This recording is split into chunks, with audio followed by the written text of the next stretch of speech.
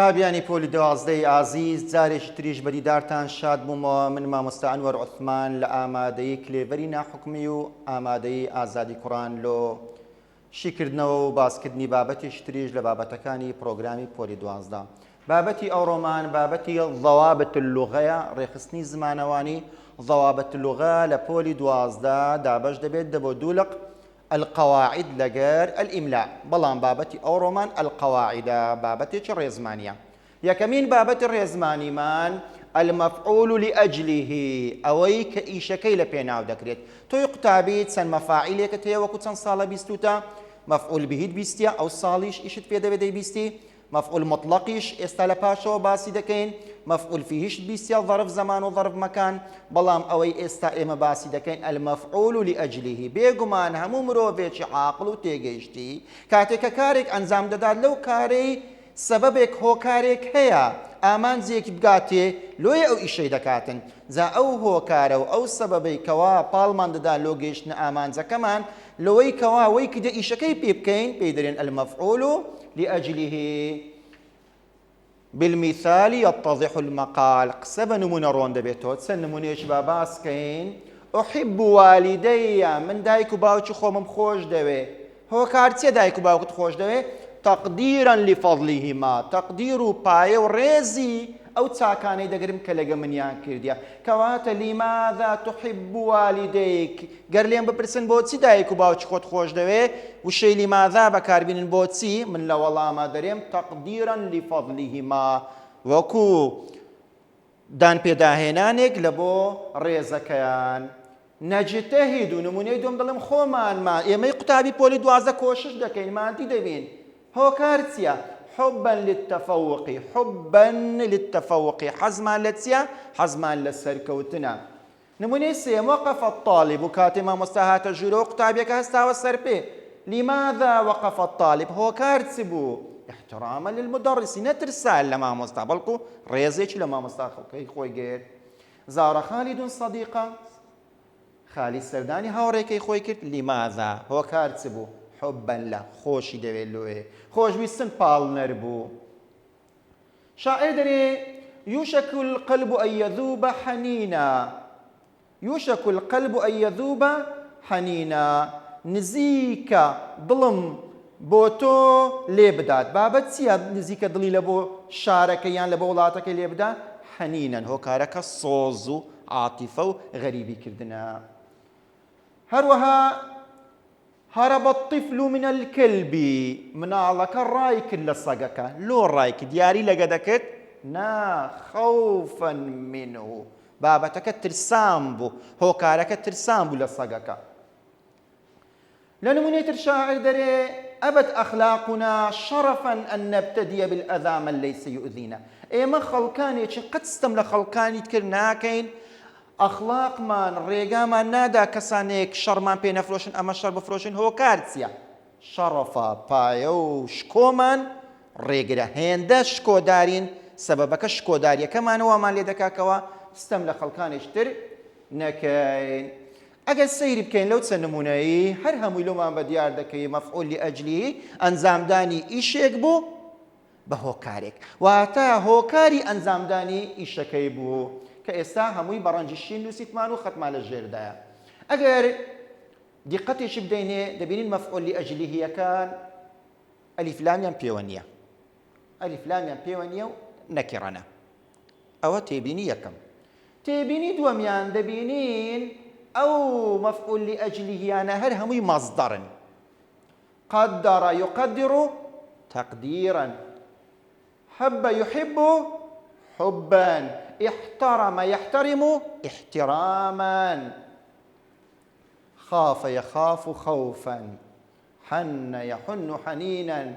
هەر هەمیان مەصدەرن. کەواتە تێبینی دووەم مەصدەرن. تێبینی سێیەم هەر هەمیان مەصدەرێکی قەلبینە، واتە مەصدەرێکن پەیوەندیان بە جەوارح نییە، بە ئەعضا نییە، بەڵکو شعوری داخلینە، هەستەکانی ناخی ئینسانن. ڕێزگرتن و خۆشویستن و دانان بە پایەیان و غەریبی هەستان و شکۆداری و ترسان و هەمووی لە ناخەوە سەر هەڵدەدا کەواتە مەفعولی ئەجلیەکان نەکێڕانە ئەلیف لامیان پەیوەنیە مەزدەرن چاوگن مەزدەرێکی قەلبیشێن علاقەیان بە حاسەی چی هەیە علاقەیان بە ئەعزاء نییە بە جەوارح نییە بەڵکو چییە علاقەیان بە شعوری داخلی هەیە خاڵی تریشیان هەرە هەموو مەفعولی ئەجلیەکان منسوبن هەر هەمیان منسوبن ئەگەر تەمەشای بکەین هەمووی فتحەی لەسەر بوو جاکە منسوبیشێن وەکو دەیان بینین منسوبن بە فتحە چنە تەنوینی فتحەشن تەنوینی فتحەشن ئەگەر برێ مامۆستا لەو نمونانە لۆ تەنوینی فتحە بوون دەڵێم کاتێ لە پاشی مەفعولی ئەجلیهیەکە حرف جەڕ دێت ئێستا حرف جەڕ لەوەی لام حرف جەڕ دێت یاخود لە کۆتایی ڕستە دێت هەر کاتێک مەفعولی ئەجلیهیەکە حرف جەڕی لە دوا هات یاخود لە کۆتایی ڕستە هات تەنوینی فتحە دەبیت کەی تەنوینی فتحە دەبی ئەگەر هاتوو لە کۆتایی ڕستە هات یاخود حرف جەڕێک وەکو لام یاخود وەکو منی لە دوا هات بوو دەیرێمەوە لەو چەند نمونەیە مەفعولی ئەجلیهی وەڵامی پرسیاری لیماذا بوو هۆکاری ئەنجامدانی ئیشەکە بوو مەفعولی ئەجلیەکان ناوێکی نەناسراو بن ئەلیف لامیان پێوە نەبوو خاڵی دۆمیان مەزدەر بوون خاڵی سێیان مەزدەڕێکی قەلبی بوون خاڵی چوارەمیان مەنسوب بوون خاڵی پێنجەمیشیان لەو چەند نمونەیە لەبەر ئەوەی حرف جەڕی لە دوا هات بوو یاخود لە کۆتایی ڕستە بوو هەمووی تەنوینی فتحەش بوو یەک فتحە نەبوو ئێستا دەچینە سەر نمونەی تر تناول المريض الدواء نەخۆشەکە دەرمان و عیلاجەکەی خوارد هۆکارەکە چ بوو دەرمان ئەوەندە خۆشەبی خوارد نا رغبة الشفاء حەزی لێ زۆر چابیتەوە سەبەبەکە چ بۆ رغبة الشفاء ساعة المحتاجة هاوکاری کەسە پێویست و هەژارەکەم کرد ئەمەل الثەوابی ئەرێ پارەت لێ زیاد بوو نا ئومێدم وایە پاداشی لەسەوە گرمەوە بدلت ثيابي المبلل زلوبەرگە تەڕەکەم گۆڕی اتقاء المرض خۆپاراستنێک لە ناخەوە خۆپاراستنی لە ترسی نەخۆشی وای لێ کردم خوای گەورە دەفەرمێ ينفقون أموالهم ابتغاء مرضات الله دۆڵەمەندە مسلمانە سەخیەکان ماڵەکانی خۆیان لە پێناوی خوای گەورە دەبەخشن لۆ ابتغاء مرضات الله حەز دەکەن ئومێدیانە ڕەزامەندی خوا بەدەست بینن هەروەها خوای گەورە دەفەرمێ ولا تقتلوا أولادكم خشية إملاق لە سەردەمی نەفامی دابوونەرێتێکی زۆر ناشرین هەبوو مناڵەکانی خۆیان بە بچووکی دەکوشت گەری کچ باوە لە شەرمە پێیان سوکایەتی بوو کچیان ببی زۆر جاران کوڕەکانیشیان زیندە بە چاڵ دەکەن لە ترسی هەژاری جا خوای گەورە دەفەرمێ ولا تقتلوا أولادكم نەکەن مناڵەکانی خۆتان بکوژن خەشیەتە ئیملاقین لە ترسی هەژاری چکە خوای گەورە خۆی ڕازەکە شاعر دەری ومن ينفق الساعات في جمع مالی ئەو کەسانەی کەوا هەموو تەمەنی و خۆیان سەرف دەکەن لە پێناوی کۆکردنەوەی پارە مەخافەتە فەقرین ئەوە کەسانێکن زۆر ترسنەوەکەن لە هەژاری دەترسێن فالذي فعل الفقر کەچی ئەو ئیشەیوان خۆی لە خۆی زۆرێکە لە زۆرەکانی هەژاری ئەگەر تەماشا بکەین لەو چەند نمونەیانە ئێرەش هەموو مەفعولی ئەجلیەکان سەبەب و هۆکاری ئەنجامدانی ئیشەکەی بوون هەر هەمیان لە چەند خاڵی هاوبەش بوون سەرەتا هەر هەمیان ئەلیف لامیان پێوە نەبوو نەکیڕە بوون هەر هەمیان مەزدەر بوون هەر هەمیان مەزدەرێکی قەلبی بوون هەر هەمووشیان مەنسوب بوون بەڵام جیا لە نمونەکانی سەرەوە علامەتی نەسبەکان فتحە بوو تەنوینی فتحە نەبوو گەر بێ مامۆستا لۆ چی لێرە تەنوینی فتحە نییە دەرێم لەبەر ئەوەی نە حرف جەڕی لە دوا هاتیە نە لە کۆتایی ڕستەشە ئەدی مامۆستا چی لە دوا هاتیە مضاف إليه لە دوا هاتیە هەر کاتێک مەفعولی ئەجلیەکە یعنی مەزدەڕەکە مضاف إليه لە دوا هات چی لە دوا هات مضاف إليه أو كاتي فتحة دبي تنويني فتحة نابي الثوابج مضاف إليه بو المرضي مرضاتي إملاق هموي مضاف إليه بون تتاني بوي بناسي ومضاف إليه لدوبه والله مطلوب نییە لە بەڕێزت بیزانی ئایا فتحەیان تەنوینی فتحێ تەنها لە بۆ ناسینەوەی لە بەرەوەی تەڵەبە هەیە بۆن دەی چووە مەفعولی ئەجلی بۆن دەی دەناسی دەرێ وەڵا تەنوینی فتحێ نابا بامزانە تەنوینی فتحە نابی ئەگەر حرف جەڕیە دوو نەبوو لە کۆتای ڕستە نەبوو بەڵکو مضاف إليه لە دوو بۆ ئەو کاتی تەنها یەک فتحە دەبی تەنوینی فتحە نابیتن ئێستا دەگەینە ئیستنتاجێک لەو چەند نمونەیەی کە باسمان کرد کە ئەو ئیستنتاجە دەبی تۆی بەڕێز جوان جوان لەبەری بکەی. المەفعول لأجله چییە؟ ئیسم ناوێکە ئەو مەصدەڕ یاخود چاوجێکە. يذكر لرستيا دي لبيان تسمى لورون دكاتو سبب وقوع الفعل هو كاري انزام داني ايشكي ها سبب برنجش تركيديا لهمو يقرين تلو بيناسي وشي سبب بزانا همو لبركه بلام لهمو يقرين التركيز بخص السبب مفعول لاجله سبب هو كاري انزام داني ايشكا ما بيدري حتى اون لبردكيتو أول وزيادة معلوماته وهو جواب مقدر لسؤال يبدأ بلماذا أو كسانك عربيان باشا مفعول لأجلي بود ناس نوا همو مفعول لأجلي والله بسياري لماذا يعني بوتي بهوليري خومان لو والله بسياري لو خالي تريش كجرينجل استنتاج كي توي برز ميزاني يكون المفعول لأجله منصوبا أوي لبروغرامي إما هي ئەمەش تەمان ئاگادار بە زمانی عەرەبی نارێنەوە بەگشتی بەڵکو زمانی عەرەبی پۆلی دوازە دەرێنەوە لە پۆلی دوازە مەفعول لأجله هەر هەمووی منصوبن يعني مفعول لأجله مجرور داخليا لبوما مفعول لأجله هەمووی منصوبة إذا كان كنجي مفعول لأجله منصوب دەبی وەکو لە پرۆگرامی ئێمە هەیە طبعا گوتمان مەصدەرە خاڵی یەکەم دەبی چ بیتن دەبی مەصدەر بی چاوەک بی خاڵی دووەمیان مەصدەرەکە دەبی قەلبی بی ئەگەر قەلبی نەبوو پەیوەندی بابەتی ئێمەدا نییە خاڵی سێمیان متحدا مع فعله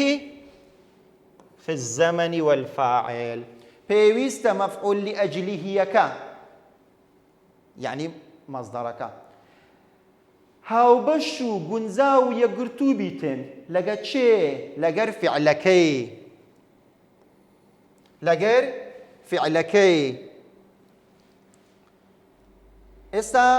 طەلەبەن مەصدەرەکەیە یعنی مەفعول لأجلهیەکەیە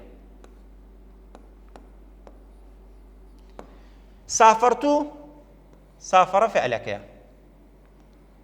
پەیوەندی نێوان تەڵەبەکە لەگەر سافرەکە یعنی پەیوەندی نێوان مەفعول لأجلهیەکە لەگەر فعلەکەی پەیوەندێکی گونجان و هاوبەش بنە لە دوو خاڵ لە چ و لە چ لە دوو خاڵەکە چ و چنە لە زەمەن لە فاعل واتە لە کات و لە بکەر سەرەتا باسی زەمەن دەکەم کاتی دەڵێ سافرت إلى فەڕەنسا سەفەرم کرد لە بۆ فەڕەنسا یەک لێت پرسی برێ مەتا سافرت کەنجە سەفەرت کرد بڵێ سەباحەن بەیانی ئەوە زەمەنەکەمان زانی بەیانی هۆکاری سەفەرەکەت چ بوو طەلەبەن للعلم لە ناخەوە داوای زانستم دەکرد مەتا کەی لە ناخەوە حەزت لە زانست بوو تەبعاً هەر سەباحەن هەمان کاتە جیاوازی نییە کاتێ دەمانگۆ وەقەفە الطالب احتراما للمدرس کەی قوتابیەکە هەستابەوە ئەو کاتی مامۆستا سوە ژوور کەی قوتابیەکە احترامی مامۆستای خۆی دەگرت هەر هەمان کاتی کەواتە کاتی فعلەکە و کاتی مەصدەرەکە هەمان کاتن خاڵی دووەمیان فاعیلە و بکەرەکەشی یەکە چۆن سافرتو ئەمن سەفەرم کرد ئەدی چێ داوای زانستی کرد هەر ئەمن ئەوەی سافرە ئەنا بوو ئەوەی تەڵەبی علمی کرد ئەنا بوو کەواتە فاعیلەکەشیان یەکە حتى ئەگە تەماشای نمونەکان یەکەمیشیان بکەینەوە تەماشای نمونەکان یەکەمیشیان بکەینەوە دەڵێن أحب والدي تقديرا لفضلهما چێ باوکی خۆی خۆشویست من چێ ڕێزی باوکی خۆی گرت هەر من کەنجێ باوکی خۆت خۆشویست لۆ نمونە هەموو کاتێ کەنجێ ڕێزی بابی خۆت دەگری هەموو کاتێ نجتهد حبا للتفوق كنجي نجتهد الآن أمس كنجي حبت هي الآن أمس همان كاتكا نجتهد فاعلك شيء نحن تكبنون دسي بيك ديا شيء حبي هي لبو تفوق نحن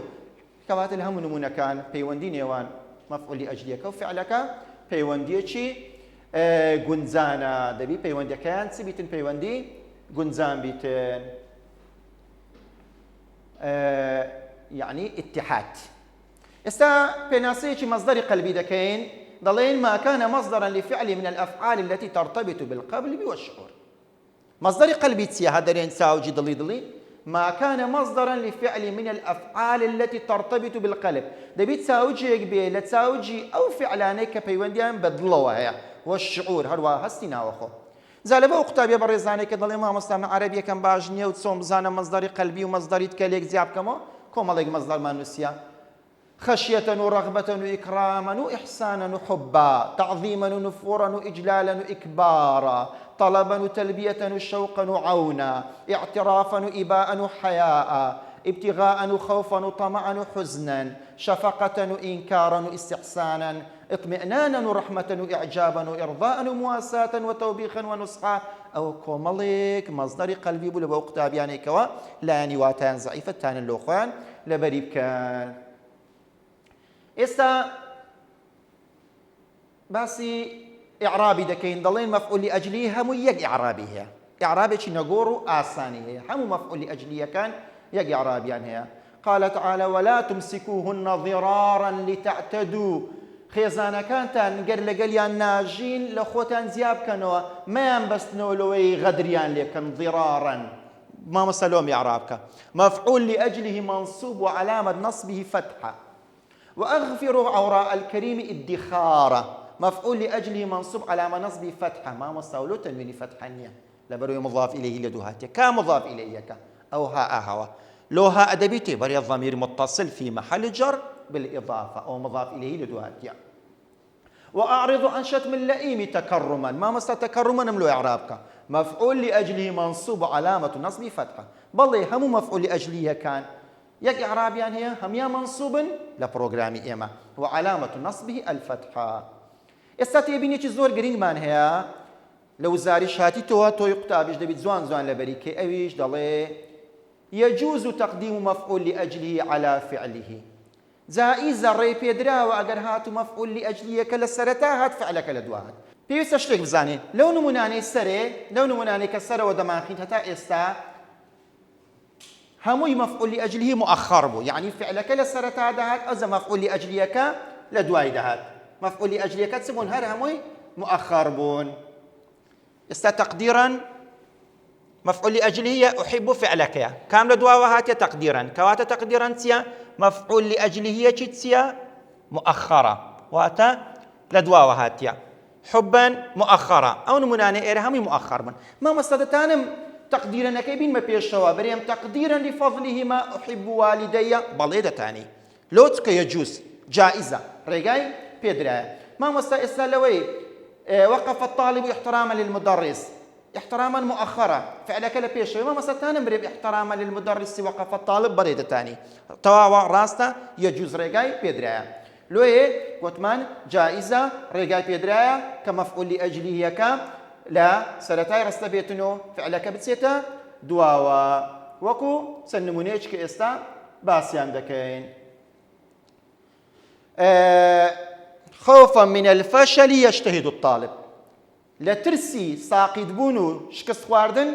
خوي مادي دكا قتابيكا طبعا خوفا مفعول لأجلية لسرتا هاتيا يجتهد فعلك مضارع على دواوا هاتيا كوات لون منيان خوفا مفعول لأجله كان مؤخرني وكل من كان سرتا بلكو مفعول لأجله كان لويان مقدمة لسرتا هاتيا فعلك لدواي هاتيا نموني دوم عبادة لله يصلي المسلم وكو برستنو عبادتك لبو خواي قورا نوجدك إيمان دارك عبادك مفعول لأجله كي مصدرك لسرتا هاتيا يصلي فعلك لدواوا هاتيا كوات حكم كيتسيا حكمي أو تقديم شيء يجوز جوازا نموني سيمن تكريما للطالب منح الجائزة وكريز لنا نقلب قتابيك دياري بيدرا تكريمنك مفعول لأجله سيا مفعول لأجله مقدمة منحك فعلا لتشي وهاتي لدوا وهاتيا كواتا لو تسنموني أو تريشيان فما جزعوا ورب الناس أبكي جزعا مفعول لأجلية لسرتايا أبكي فعلك لدواويا كواتا مفعول لأجلية كتسيا لبيرشويا كواتا يجوز كواتا حكم كيتسيا جائز واجب النية بلام جائزة حتى لو أشيان ولا حرصا على الدنيا اعتراني حرصا مفعول لأجله اعتراني فعلك مفعول لأجلية كمقدمة حكمك شي جائزة يجوز پاشەوەی باسی مەفعول لأجلهمان کرد بابەتێکی تریش هەیە تۆی قوتابی دەبی بیزانی چەند جارێک لە وزاری هاتیتەوە ئەو بابەتە لە پۆلی دەخیندیتت. من وەکو مامۆستا بەبیرت دێنمەوە لەبەر ئەوەی لە نەسەکان ئیشت پێ دەبی هەروە لە وزاریش چەند جارێک هاتەوە. ئەیش بەنای المەفعول المطلق. پێناسەکەی المەفعول المطلق مصدر مأخوذ من لفظ فعله. چاوگە وەکو مەفعول لأجلیەکەی چاوگە بەس مەرج نییە قەلبی بێ. بەڵام بۆش دەیناسیەوە مأخوذ من لفظ فعله لا فعلێک وەرگیرایە پیتەکانی فعلەکەشی لە هەمان ڕستە هەیە ئەو مەصدەرە لەگەر فعلەکەی لە هەمان ڕستە بوونیان هەیە. جا مەفعول مطلق سێ زۆریشی هەیە بابرێن سێ وەظیفەی هەیە. یەکەمیان لتەوکید الفعل لە بۆ تەرکیزکردن و تەئکیدکردنەوەی ئیشەکەیە. دووەمیان لبيان نوع الفعل لە بۆ ڕۆنکردنەوەی زۆری فعلەکەیتی. سێمیشان لبيان عدد مرات وقوع الفعل پێمان دەرێ ئەو شتە چەند جار ڕوویدایە وەکو ژمارە. جا ئێستا ئەگە بینە سەر زۆر یەکەمیان لتەوکید الفعل لە بۆ تەئکیدکردنەوەی فعلەکەی دەڵێن فهمت الدرس فهما تێگەیشتم لە دەرسەکەی تێگەیشتن یعنی تەئکید دەکاتەوە کە تێگەیشتنێکی چاکشی هەبووە. ئەوە فهمان مفعول مطلقەکەیە لە چ وەرگیرایە لە لەفظی فعلی فەهیمە فەهمەن لە فەهیمە وەرگیرایە. کو دەزانم لە بۆ تەوکیدیە تەنوینەکەی فەتحەیە و هیچ وشەیەکی لە دوا نەهاتیە. تنويني فتحة هيز وشيش لدواء نهاتيا. قال تعالى ورتل القرآن ترتيلا كرادة وسين دخول ترتيلا رتل فعلك ترتيلا كتنوين فتحيا مصدرك لرتل هاتيا ترتيلا لا رتل هاتيا كواتا بيتكاني بيك دتسن هروها كود الزانم توكيد الفعل لكوتاي رستيا تنوين فتحيا هيز وشيش لدواء نهاتيا يعني قرآن بخوينا بيخوينا تأكيد دكاتو ولا سري. شرح المدرس الموضوع شرحا ما مصاببتكي باسكردن يعني تاني أو وكو لبابتي سرتا باسي أدوات كاين توكيد ما كد إنه أنه أوان لبو توكيد أوج زياد كاين هركاتك مصدرك لكوتاي رستهات ولا بيتكاني فعلك خوي ورجي رابو تنويني فتح حجبو هيتي لدوانا هادبو أوشيان بابتي توكيدا أوشيان بابتي توكيدا. زوري دواميان لبيان نوع الفعل توكيد ناكا بلكو بيمان داري شوازي أنزام داني إيشا كيت سوم بوا شوازي أنزام دانا كيت سوم بوا. أوشيان مصدرك يعني مفعول مطلقك يا نعت صفة لدواده ياخذ مضاف إليه هيتي لدواده. نجحت نجاحا باهرا سركوتنيتشي برشنگدار نجاحا لنجاحي هاتيا مصدرك لنجاحي ورجرايا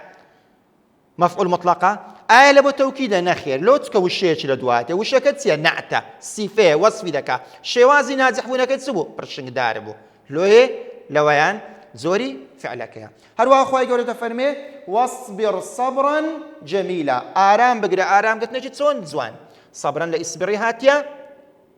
مفعول مطلقة سون دزانم توكيدنا وششي لدوا وشكتسيا نعت الصفة صبر قلت نجد سون صبر قلت نجي زوان صبر قلت نجي زوان.